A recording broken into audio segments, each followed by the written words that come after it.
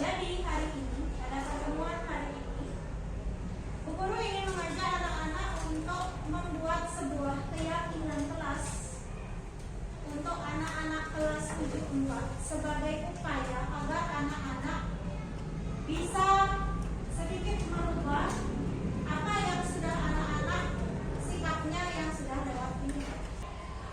Jadi Bu Guru pandang sangat perlu sekali untuk menyadarkan kalian tentang pentingnya sebuah keyakinan kelas. Nah, sebelum kita mulai, Bu Guru akan kasih presentasi sedikit tentang apa sih sebenarnya keyakinan kelas, sehingga nanti ketika anak-anak diminta untuk menyusun sendiri keyakinan kelasnya, anak-anak sudah bisa menentukan apa yang harus anak-anak lakukan.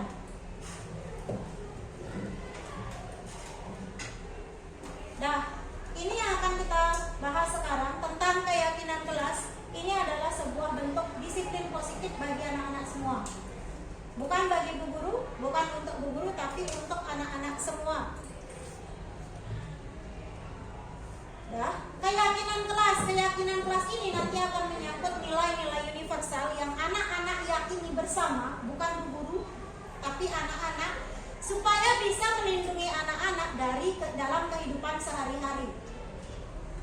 Jadi keyakinan kelas ini penting untuk disepakati bersama untuk menciptakan disiplin positif dan lingkungan belajar yang baik.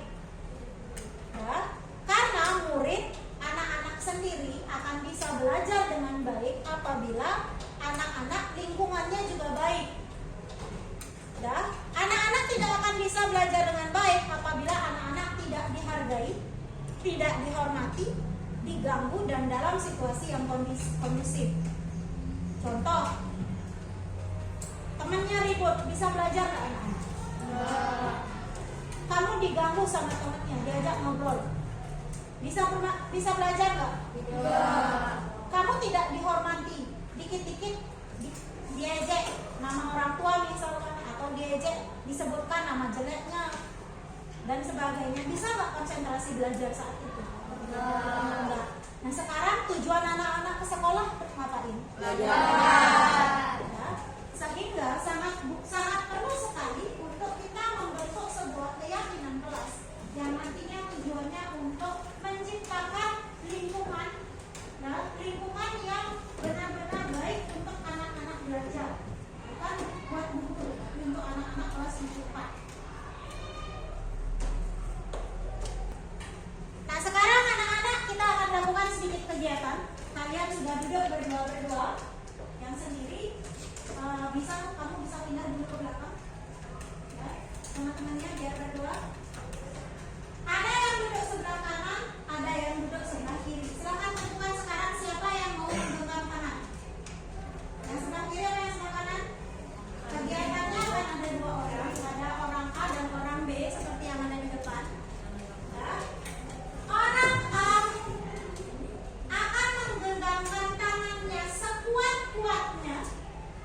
Ibaratnya di dalam genggaman tanganmu ini ada sesuatu yang berharga menurutmu. Ini adalah sesuatu yang berharga bagi dirimu sendiri, bukan bagi orang lain, bagi dirimu sendiri di dalam genggaman ini. Temannya yang lain, ya, temannya yang lain nanti akan bertugas untuk membuka genggaman temannya, ya, dengan cara apapun sehingga ini bisa terbuka. Boleh dirayu, boleh dibuka paksa dan sebagainya. Paham? Oke, kita sepakatkan sekarang yang sebelah kanan apa yang sebelah kiri yang menggenggam? Oke, yang kiri apa yang kanan?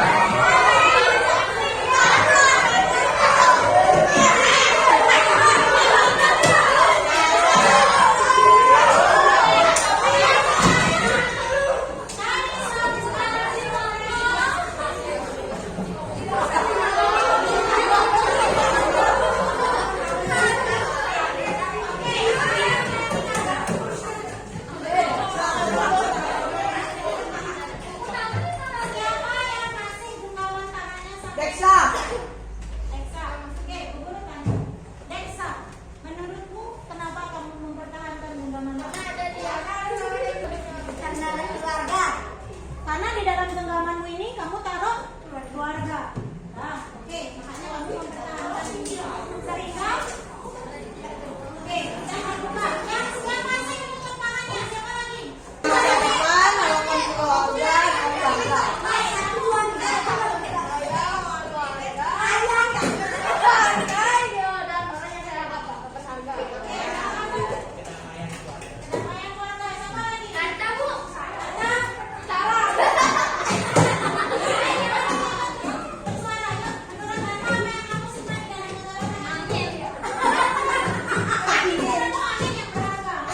Sekarang ini yang sudah Bu Guru tanyakan tadi. Mengapa anak-anak tadi membuka kepala tangan dan ada yang membuka kepala tangan, ada yang masih menutup kepala tangan. Yang menutup kepala tangan tadi berarti kamu yakin bahwa di dalam genggamanmu ini kamu sudah benar-benar meletakkan sesuatu yang berharga bagi dirimu sendiri, ya kan? Artinya kamu yakin di sini ada sesuatu yang berharga. Kamu tidak akan melepaskan sesuatu yang berharga bagi dirimu sendiri. Itu kan? Nah, makanya kamu mempertahankan sekuat tenaga. Nah, sekarang apa saja yang bisa menjadi sebuah keyakinan? Ada beberapa versi. Ini mungkin sudah pernah anak-anak dapatkan waktu MTLS. Ya. Jadi ada sepaket keyakinan. Yang pertama tentang profil belajar Pancasila. Pada profil belajar Pancasila di sini diterapkan tentang nilai-nilai kebajikan yang terdapat pada profil belajar Pancasila. Itu semuanya ada 6. Yang pertama, beriman pertama kepada Tuhan Yang Maha Esa. Kemudian ada dan berakhlak mulia. Kemudian ada mandiri, bernama kritis, berkebinekaan global. Ada bergotong royong sama Internet. Itu adalah nilai-nilai kebajikan yang terkandung dalam profil pelajar Pancasila. Dari awal anak-anak pasti sudah dikasih tahu waktu MTLS dikasih materi tentang profil pelajar Pancasila. Tujuannya adalah pendidikan sekarang ini tidak hanya menuntut anak-anak untuk pintar dapat nilai gede, enggak, tapi dituntut setidaknya anak-anak punya attitude yang baik. Jadi yang namanya sekarang pendidikan itu tidak penting nilai besar, tapi yang paling penting itu adalah bagaimana kamu bisa mengembangkan dirimu, ya, baik secara jasmani maupun rohani. Artinya kamu bisa berkembang secara intelektual, tapi juga sikapmu itu tidak jelek gitu. Jadi sikapmu tetap baik. Nah, itu artinya anak-anak berakhlak mulia. Ya, kamu setidaknya punya sikap-sikap itu. Kemudian selain profil pelajar Pancasila, ada di IBO Primary Years Program. Kemudian ini ada lagi 9 pilar karakter. Dan ada petunjuk seumur hidup dan keterampilan hidup. Kemudian the seven essential virtues. Ada empati, suara hati, kontrol diri, rasa hormat, kebaikan, toleransi, dan kebajikan. Nah, berikutnya Bu Guru akan minta anak-anak untuk di sini. Bu Guru akan bagikan selembaran yang bisa anak-anak isi.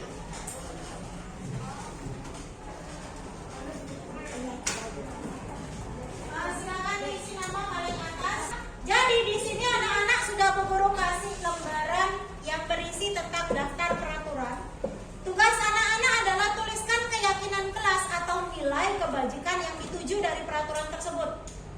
Adapun nilai-nilai kebajikan yang diterima secara universal lepas dari latar belakang budaya, bahasa, suku bangsa maupun agama berupa hal-hal seperti keadilan, kehormatan, peduli, integritas, kejujuran, pelayanan, keamanan, kesabaran, tanggung jawab, mandiri, berprinsip, keselamatan, kesehatan, dan mungkin ada nilai-nilai kebajikan lain yang belum tertera di depan. Jadi silahkan.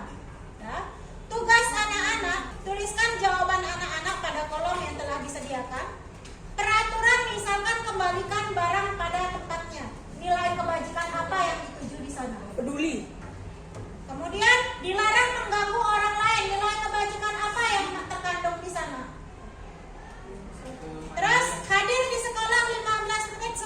pembelajaran dimulai. Nilai kebajikan apa yang dituju di sana di peraturan tersebut. Dan sampai terakhir, Bu Guru kasih kolom kosong 4 buah. Silakan diisi apabila menurut anak-anak ada peraturan lain yang perlu kita susun dan nilai kebajikan apa yang dituju. Paham? Nah, misalkan yang belum tertera di sana yang tidak ada di atasnya, menurut kamu perlu kamu tuliskan di sana, kemudian isi nilai apa yang ditambahkan di sana yang dituju. Ya, ada pertanyaan sebelum anak-anak mengerjakan? Kalau tidak, guru kasih waktu 10 menit, dipersilakan. Oke, bagi yang sudah selesai mengisi ini, ya, silakan Bu Guru sudah sediakan kita sebuah lembar kertas.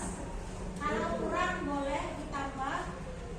Silakan kamu tuliskan nilai kebajikan yang menurut kamu penting untuk dimiliki oleh dirimu dan teman-teman di kelasmu. Silakan. Di ini oranye tuh. Ya, di kertas oranye. Nggak usah, silakan tempel di sini kalau sudah selesai. Dari apa yang sudah anak-anak buat di sini, nah, ada yang sudah ditempel juga, ada yang di sini. Bu Guru akan bacakan satu-satu. Misalkan, tidak ada kekerasan dan ada keadilan, kan gitu. Tidak ada apa-apa. Menurut anak-anak penting nggak di kelas ini bebas kekerasan? Penting nggak bebas kekerasan? Penting. Bebas dari kekerasan. Kalimat Bu Guru, penting nggak menurut anak-anak apabila kelas ini bebas dari kekerasan? Penting atau tidak? Semua sepakat kelas ini tidak ada kekerasan? Bu Guru ambil 1 berarti 1 tidak ada kekerasan.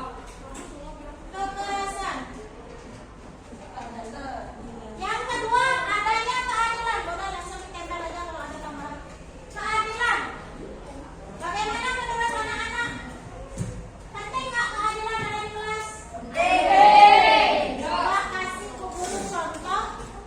Keadilan itu yang seperti apa? Kayak, Bu. Yang anak-anak mau ya. Silakan. Misalnya ini kan gurunya keluar, disuruh nyatet. Siapa yang ribut? Ini contohnya, Bu. Temennya ribut, ini nggak dicatat, yang lainnya dicatat. Kedua kelasnya. Oke. Ya.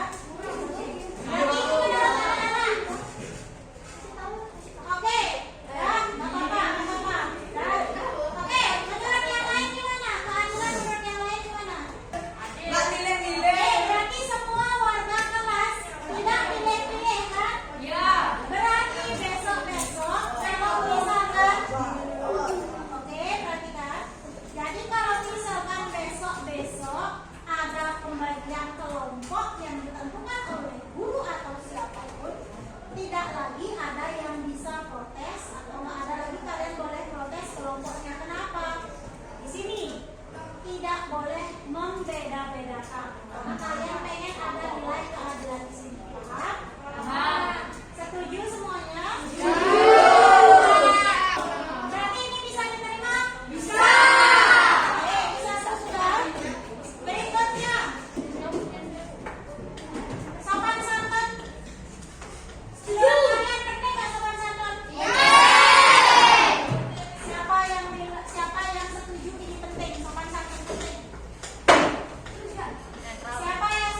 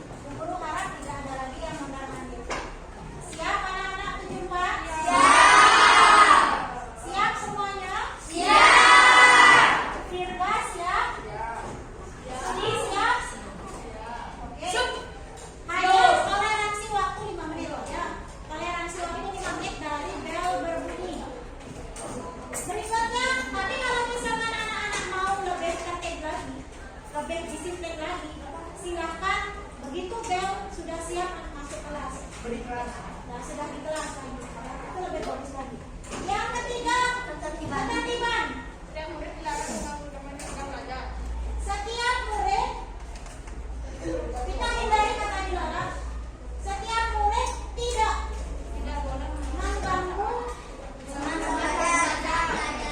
saat belajar.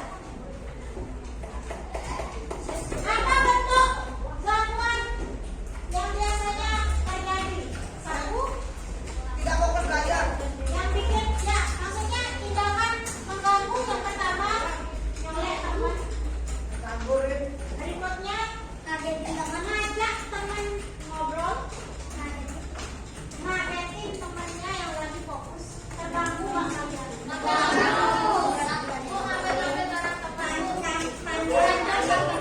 Oke, jadi bentuk gangguan itu ada banyak, ada yang ngambil, ada yang ngambil barang-barang temannya, itu semuanya gangguan.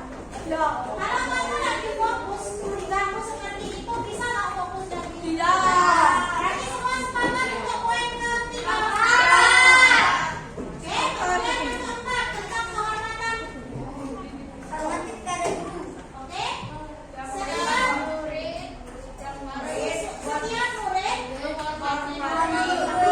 bukan cuma guru, ingat bukan cuma guru. Setiap murid saling menghormati.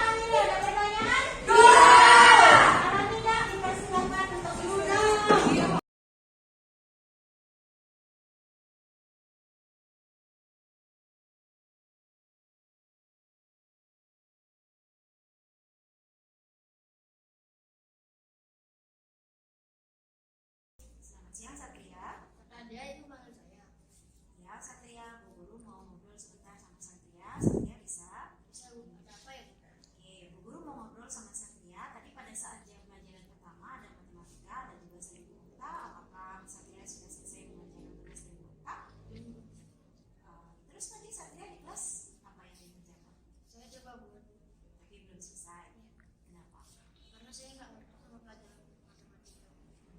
Oke, Bu Guru paham. Pasti susah mengerjakan sesuatu yang belum dipahami ya. Bu Guru juga gitu. Bu Guru kalau nggak paham, Bu Guru nggak bisa mengerjakan.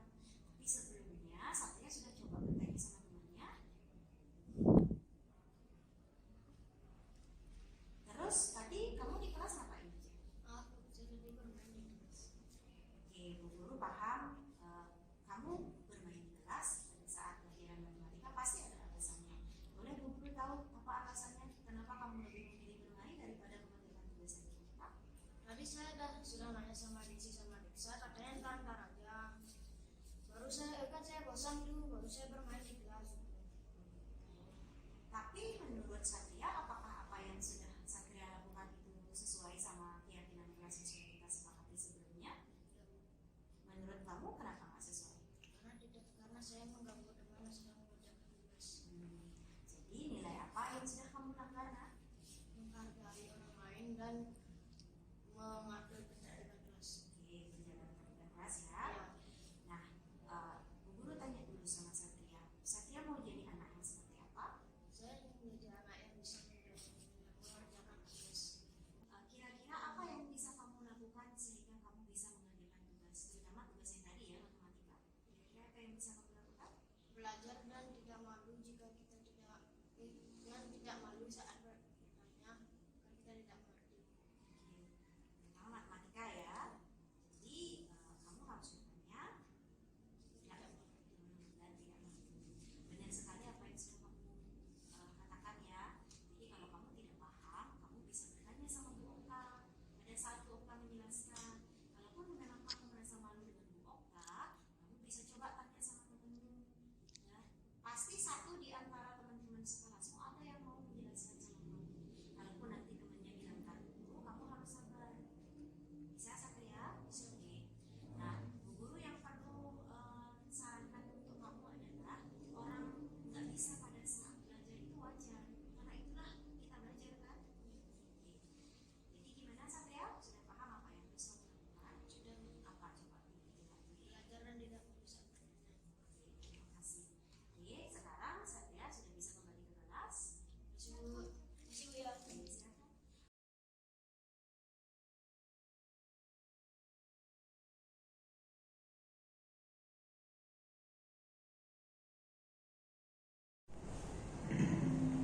Om Swastiastu. Selamat pagi Bapak Ibu. Terima kasih telah berkenan hadir di ruangan ini. Perkenalkan, nama saya Niketut Heri Kusumaningsih. Saya adalah calon guru penggerak angkatan kelima dari Kabupaten Buleleng.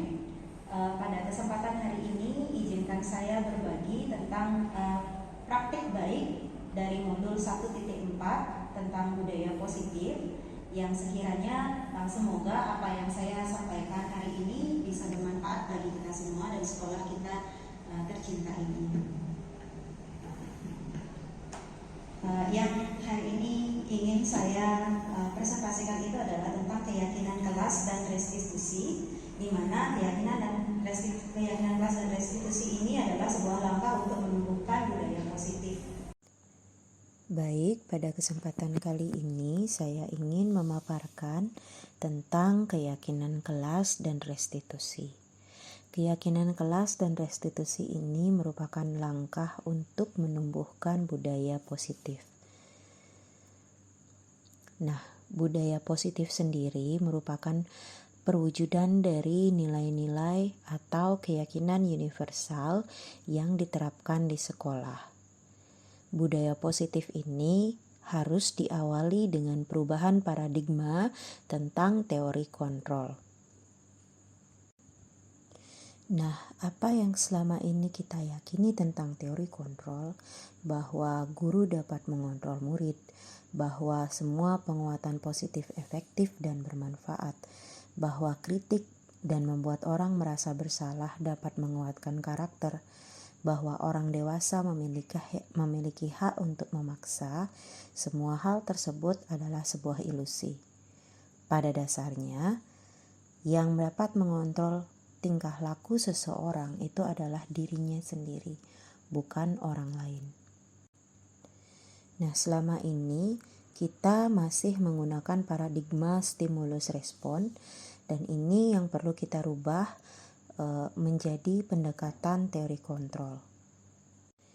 Pendekatan teori kontrol ini yang nantinya akan mengarahkan kita bahwa setiap murid-murid kita ini memiliki kontrol atas dirinya sendiri, sehingga sangat perlu bagi kita para pendidik untuk menumbuhkan motivasi dari dalam dirinya sendiri. Nah, Ki Hajar Dewantara pernah menyatakan bahwa untuk menciptakan murid yang merdeka, syarat utamanya adalah harus ada disiplin yang kuat. Disiplin yang dimaksud adalah disiplin diri yang memiliki motivasi internal, artinya berasal dari dalam dirinya sendiri, yang selanjutnya disebut sebagai disiplin positif. Nah, tapi apabila dalam perjalanannya kita tidak memiliki motivasi internal atau murid belum memiliki motivasi internal, maka kita memerlukan pihak lain untuk mendisiplinkan atau motivasi eksternal, karena berasal dari luar, bukan dari dalam diri kita sendiri. Hal ini sejalan dengan apa yang telah pernah diungkapkan oleh Bapak Pendidikan kita, yaitu Ki Hajar Dewantara, yang menyatakan bahwa di mana ada kemerdekaan, disitulah harus ada disiplin yang kuat. Sungguh pun disiplin itu bersifat self-disiplin, yaitu kita sendiri yang mewajibkan kita dengan sekeras-kerasnya, tetapi itu sama saja. Sebab jikalau kita tidak cakap melakukan self-disiplin, wajiblah penguasa lain yang mendisiplinkan kita. Dan peraturan demikian itulah harus ada di dalam suasana yang merdeka. Nah, sebagai seorang pendidik, tentu tujuan kita adalah menciptakan anak-anak yang memiliki disiplin diri sehingga mereka bisa berperilaku dengan mengacu pada nilai-nilai kebajikan universal dan memiliki motivasi intrinsik, bukan intrinsik. Berbicara mengenai nilai kebajikan, Ki Hajar Dewantara maupun Dien Goosen mengartikan disiplin sebagai bentuk kontrol diri, yaitu belajar untuk kontrol diri agar dapat mencapai suatu tujuan mulia. Tujuan mulia di sini mengacu pada nilai-nilai atau prinsip-prinsip mulia yang dianut seseorang, yang berikutnya disebut nilai-nilai kebajikan yang universal. Nilai-nilai kebajikan universal sendiri berarti nilai-nilai kebajikan yang disepakati bersama lepas dari suku, bangsa, agama, bahasa, maupun latar belakangnya. Nilai-nilai ini merupakan payung besar dari sikap dan perilaku kita, atau nilai-nilai ini merupakan fondasi kita berperilaku. Nilai-nilai kebajikan adalah sifat-sifat positif manusia yang merupakan tujuan mulia yang ingin dicapai setiap individu. Nah, berbicara mengenai nilai-nilai kebajikan, ketika murid kita melakukan sesuatu yang mungkin di luar atau tidak sesuai dengan peraturan yang sudah kita sepakati, nah, menurut Dien Goosen, ada 3 motivasi perilaku.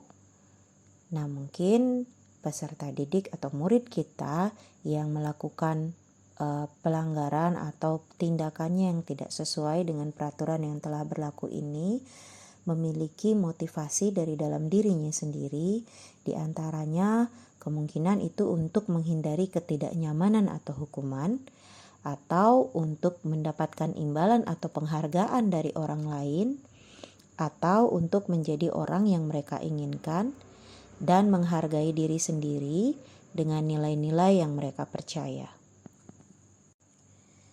Tujuan dari disiplin positif adalah menanamkan motivasi yang ketiga pada murid-murid kita, yaitu untuk menjadi orang yang mereka inginkan dan menghargai diri sendiri dengan nilai-nilai yang mereka percaya. Ketika murid-murid kita memiliki motivasi tersebut, mereka telah memiliki motivasi intrinsik yang berdampak jangka panjang. Motivasi yang tidak akan terpengaruh pada adanya hukuman atau hadiah, Nah, mereka akan tetap berperilaku baik dan berlandaskan nilai-nilai kebajikan karena mereka ingin menjadi orang yang menjunjung tinggi nilai-nilai yang mereka hargai. Pertanyaannya sekarang adalah bagaimana cara kita sebagai guru menanamkan disiplin positif yang positif ini kepada murid-murid kita? Nah, hal yang dapat kita lakukan untuk menanamkan disiplin positif yang positif ini kepada anak-anak didik kita, yang pertama adalah dengan membentuk sebuah keyakinan kelas. Keyakinan kelas sendiri adalah nilai-nilai universal yang kita yakini bersama supaya bisa melindungi kita dalam kehidupan sehari-hari. Keyakinan kelas penting untuk disepakati bersama untuk menciptakan disiplin positif dan lingkungan belajar yang baik. Murid akan belajar dengan lebih baik jika lingkungan belajarnya baik. Murid tidak akan dapat belajar dengan baik bila ia tidak dihargai, tidak dihormati, diganggu, dan dalam situasi yang tidak kondusif. Nah, hal inilah yang perlu kita tekankan pada anak-anak didik kita, pada murid-murid kita, bahwa keyakinan kelas ini penting untuk mereka miliki sehingga mereka dapat menciptakan lingkungan belajar yang baik bagi dirinya sendiri. Nah, keyakinan kelas ini dibentuk dari nilai-nilai kebajikan yang diimani dan diyakini oleh warga kelas sehingga mereka dengan sadar menerapkannya di kehidupannya. Berikut tahapan menciptakan program kebajikan. Yang pertama, lihatlah daftar kebajikan yang telah disusun bersama. Yang kedua, menentukan nilai-nilai kebajikan yang ingin dijadikan perhatian utama. Dan di sini ada curah pendapat di dalam kelompok. Yang ketiga, sempurnakan beberapa daftar nilai-nilai kebajikan yang utama, bahas kembali dalam kelompok utama. Yang keempat, buatlah poster atau muat di sosial media keyakinan sekolah atau kelas yang sudah diciptakan. Nah, hal yang perlu kita ingat tentang pembentukan keyakinan sekolah atau keyakinan kelas adalah bahwa keyakinan kelas ini bersifat lebih abstrak daripada peraturan yang lebih rinci dan konkret. Keyakinan kelas berupa pernyataan-pernyataan universal. Pernyataan keyakinan kelas senantiasa dibuat dalam bentuk positif. Keyakinan kelas sebaiknya sesuatu yang dapat diterapkan di lingkungan tersebut. Kemudian semua warga kelas hendaknya ikut berkontribusi dalam pembuatan keyakinan kelas lewat kegiatan curah pendapat. Terakhir, bersedia meninjau kembali keyakinan kelas dari waktu ke waktu. Nah, di sini mungkin Bapak Ibu akan bertanya-tanya, kenapa harus keyakinan kelas dan bukan peraturan kelas? Seperti yang tadi sudah saya terangkan tentang atau yang sudah saya presentasikan tadi tentang nilai-nilai kebajikan, yaitu menekankan pada keyakinan seseorang akan lebih memotivasi seseorang dari dalam. Seseorang akan lebih tergerak dan bersemangat untuk menjalankan keyakinannya daripada hanya sekedar mengikuti serangkaian peraturan tertulis tanpa makna. Murid-murid pun demikian. Mereka perlu mendengarkan dan memahami arti sesungguhnya tentang peraturan-peraturan yang diberikan. Apa nilai-nilai kebajikan di balik peraturan tersebut? Apa tujuan utamanya dan menjadi tidak tertarik atau takut sehingga hanya sekedar mengikuti serangkaian peraturan-peraturan yang mengatur tanpa memahami tujuan mulianya. Nah, dalam melakukan kegiatan pembentukan keyakinan kelas ini, keyakinan kelas ini sudah disepakati oleh seluruh siswa atau seluruh murid. Tetapi mungkin pada pelaksanaannya atau pada perjalanannya ada kemungkinan beberapa murid atau beberapa siswa itu ada yang melanggar atau ada yang berlaku yang tidak sesuai dengan keyakinan yang sudah disepakati.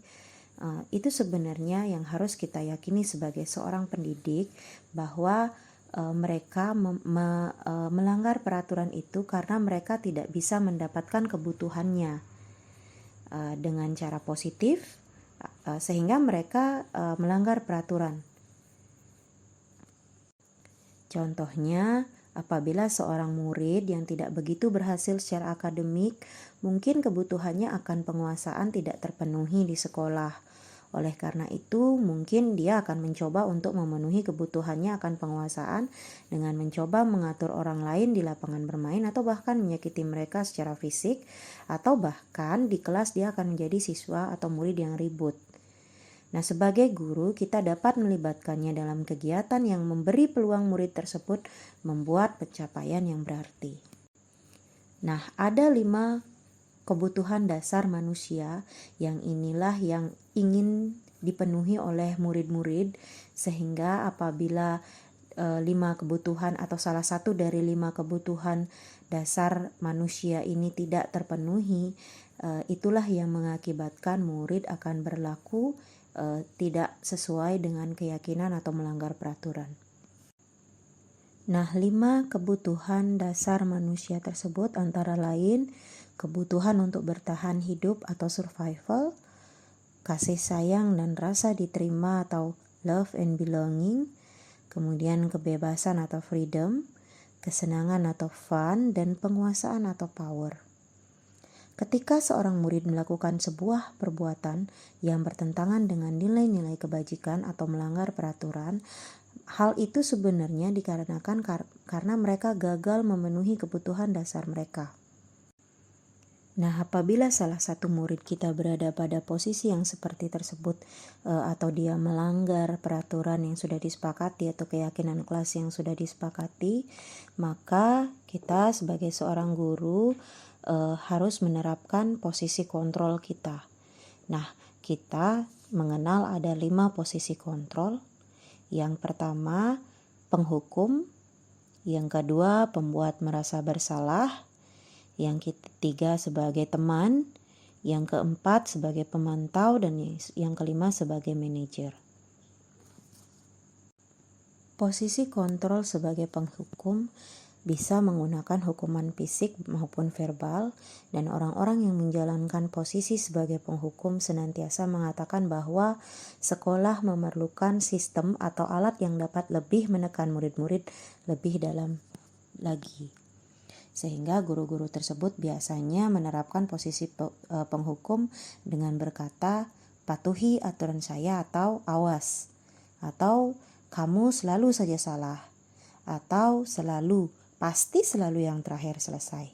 Nah, guru seperti ini senantiasa percaya hanya ada satu cara agar pembelajaran bisa berhasil, yaitu cara dia sendiri. Kemudian, posisi sebagai pembuat merasa bersalah. Pada posisi ini biasanya guru akan bersuara lebih lembut. Pembuat rasa bersalah akan menggunakan keheningan yang membuat orang lain merasa tidak nyaman, bersalah, atau rendah diri. Kata-kata yang keluar ini biasanya, ibu sangat kecewa sekali dengan kamu. Gimana coba kalau orang tua kamu tahu kamu berbuat begini?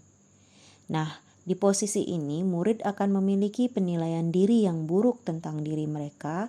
Murid merasa tidak berharga dan telah mengecewakan orang-orang yang disayanginya.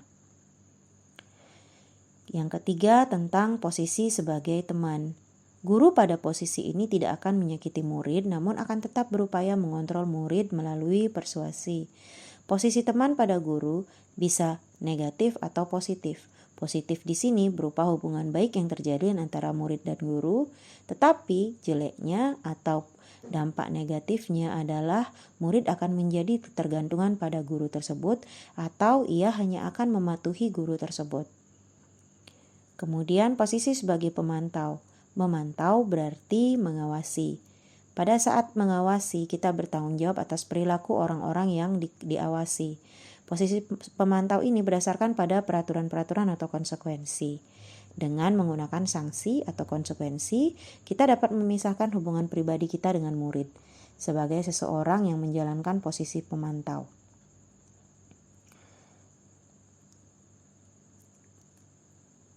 Nah, posisi pemantau sendiri berawal dari teori stimulus respon yang menunjukkan langsung tanggung jawab guru dalam mengontrol murid. Nah, posisi yang terakhir ini adalah posisi sebagai manajer. Posisi sebagai manajer ini adalah posisi di mana guru berbuat sesuatu bersama dengan murid, mempersilahkan murid mempertanggungjawabkan perilakunya, mendukung murid agar dapat menemukan solusi atas permasalahannya sendiri. Seorang manajer telah memiliki keterampilan di posisi teman maupun pemantau, dan dengan demikian bisa jadi dia di waktu-waktu tertentu kembali pada kedua posisi tersebut bila diperlukan. Namun bila kita menginginkan murid-murid kita menjadi manusia yang merdeka, mandiri dan bertanggung jawab, maka kita perlu mengacu kepada restitusi yang dapat menjadikan murid kita seorang manajer bagi dirinya sendiri. Nah, sekarang berbicara mengenai restitusi. Restitusi sendiri adalah proses menciptakan kondisi bagi murid untuk memperbaiki kesalahan mereka sehingga mereka bisa kembali pada kelompok mereka dengan karakter yang lebih kuat. Ini menurut Gosen. Nah, restitusi ini juga adalah proses kolaboratif yang mengajarkan murid untuk mencari solusi atas masalahnya dan membantu murid berpikir tentang orang seperti apa yang mereka inginkan dan bagaimana mereka harus memperlakukan orang lain. Nah, setelah kita mengenal restitusi, tentu Bapak Ibu ingin mengetahui bagaimana cara melakukan restitusi ini sendiri. Nah, pada kesempatan kali ini saya ingin memperkenalkan tentang segitiga restitusi yang diperkenalkan oleh Diane Gosen dalam bukunya yang telah merancang sebuah tahapan untuk memudahkan para guru dan orang tua dalam melakukan proses untuk menyiapkan anaknya untuk melakukan restitusi. Segitiga restitusi ini adalah sebuah segitiga atau bangun tiga sisi, di mana ketiga sisi ini mengandung tahapan-tahapan dalam restitusi atau proses restitusi.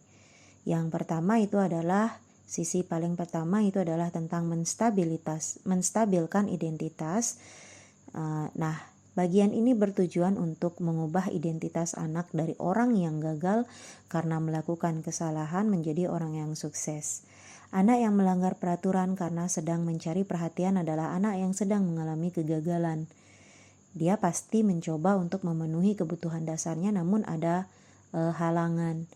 Nah, karena itulah kalau kita mengkritik dia, maka dia akan tetap dalam posisi gagal.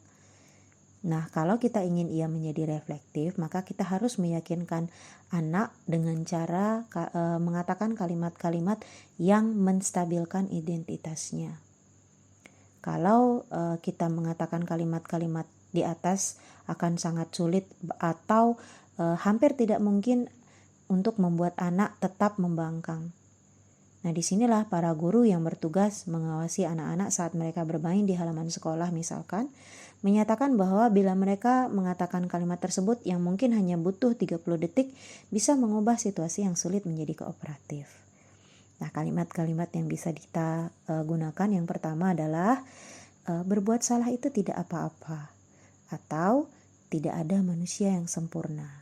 Nah, guru juga bisa mengatakan bahwa saya juga pernah melakukan kesalahan seperti itu, atau kita bisa menyelesaikan ini dan sebagainya. Jadi tujuannya adalah untuk menstabilkan identitas anak itu.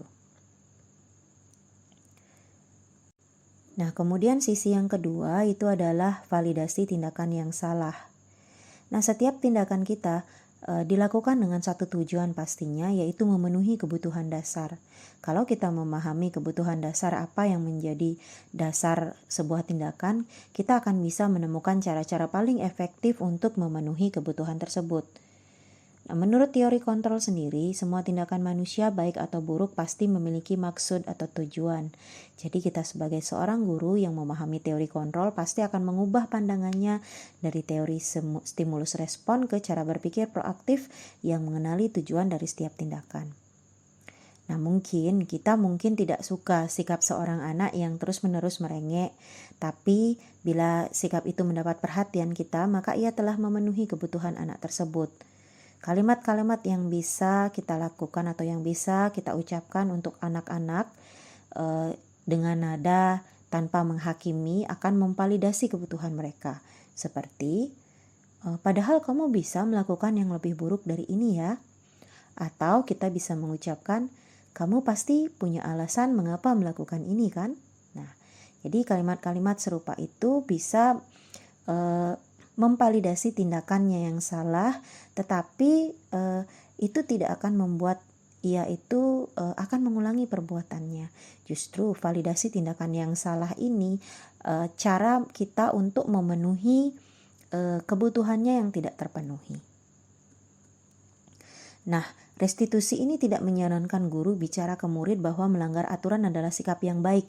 Tapi dalam restitusi, guru harus memahami alasannya dan paham bahwa setiap orang pasti akan melakukan yang terbaik di waktu tertentu. Sebuah pelanggaran aturan seringkali memenuhi kebutuhan anak akan penguasaan atau power, walaupun seringkali bertabrakan dengan kebutuhan yang lain, yaitu kebutuhan akan kasih sayang dan rasa diterima atau love.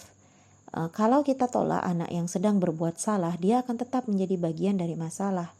Namun bila kita memahami alasannya melakukan sesuatu, maka dia akan merasa dipahami.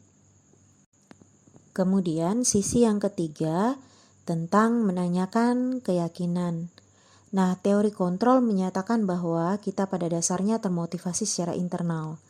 Jadi ketika identitas sukses telah tercapai melalui langkah pertama dan tingkah laku yang salah telah divalidasi melalui langkah yang kedua, maka anak akan siap untuk dihubungkan dengan nilai-nilai yang dia percaya dan berpindah menjadi orang yang dia inginkan. Pertanyaan-pertanyaan yang dapat kita ucapkan itu yang pertama adalah apa yang kita percaya sebagai kelas atau keluarga, atau apa nilai-nilai umum yang kita telah sepakati, atau kamu mau jadi orang yang seperti apa, nak? Nah, jadi kalimat-kalimat atau pertanyaan-pertanyaan tersebut itu dapat kita tanyakan ke anak sehingga anak itu menjadi sadar akan apa yang ingin ia capai. Nah, kebanyakan anak akan merasa bahwa ia telah melakukan sesuatu yang salah karena ia telah melanggar keyakinan atau apa yang telah ia yakini. Nah, ketika anak sudah mendapatkan gambaran yang jelas tentang orang seperti apa yang mereka inginkan, guru dapat membantu anak-anak tetap fokus pada gambaran tersebut. Nah, demikian presentasi dari saya. Yang dapat saya simpulkan adalah bahwa untuk penanaman budaya positif yang dapat kita lakukan adalah mengajak anak-anak untuk membentuk sebuah keyakinan kelas. Kemudian apabila ada anak yang tidak mengikuti atau menjalankan keyakinan kelas yang sudah disepakati, kita bisa melakukan restitusi dengan 3 langkah restitusinya yang sering disebut dengan segitiga restitusi. Demikian presentasi dari saya tentang budaya positif, tentang keyakinan kelas dan restitusi. Semoga apa yang sudah saya paparkan hari ini bermanfaat bagi kita semua dan untuk sekolah kita yang tercinta ini. Om Santi Santi Santi. Om Santi Santi Santi.